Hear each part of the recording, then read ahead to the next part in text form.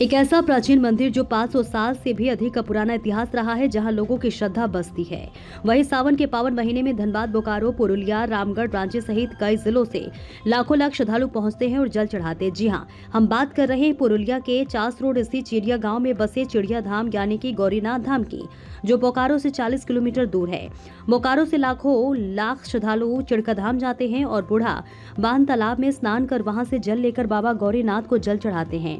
कहा जाता है कि बाबा के दरबार से कभी कोई खाली हाथ नहीं गया, जिसने भी जो मांगा वह पाया है। बाबा सबकी सुनते हैं और पूरी करते हैं।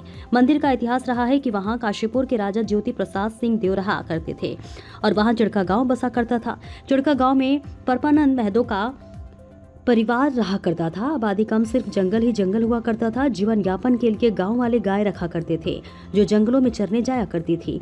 लेकिन एक गाय ऐसी थी जो जंगल से चरने आने के बाद उसका दूध ही नहीं निकलता था।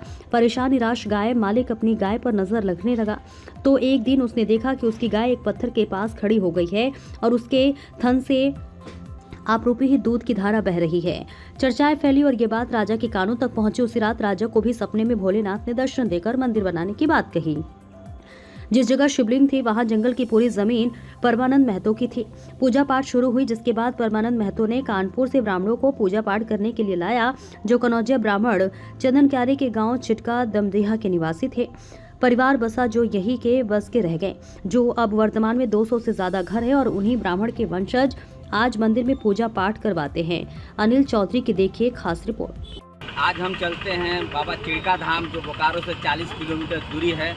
यहाँ चिड़का धाम जो बोला जाता है गौरीनाथ धाम, धनबाद, बोकारो, रामगढ़, रांची और पुरुलिया से कई लाखों भक्त पहुँचते हैं। तो आइए चलते हैं बाबा गौरीनाथ के क्या इतिहास और क्या क्या हाल है।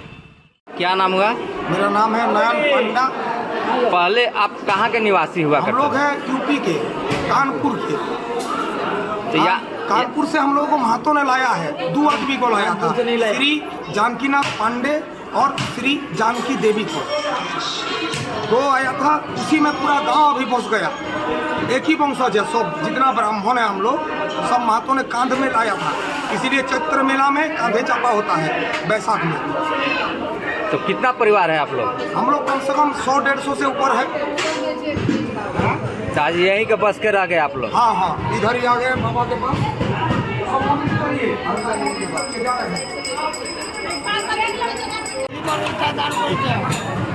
लाखों श्रद्धालु आते हैं। तो बूढ़ा बांध में लोग स्नान करते हैं, जल उठाते हैं। बूढ़ा बांध का कहानी क्या है? बाबा का ही बांध है, उससे जल चढ़ाता है।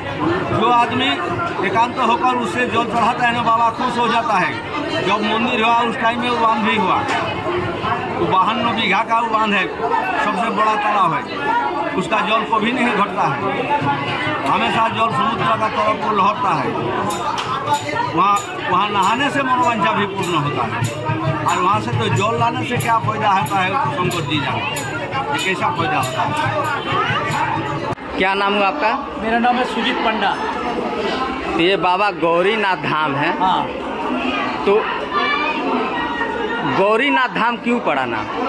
ये पहले जंगल था, पूरा जंगल में वो गाय अपने आप दूध देता था।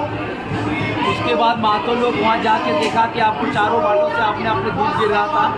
तब जाके वहाँ अगरबत्ती दिखा के महतो लोग नमन किया, सब कुछ किया।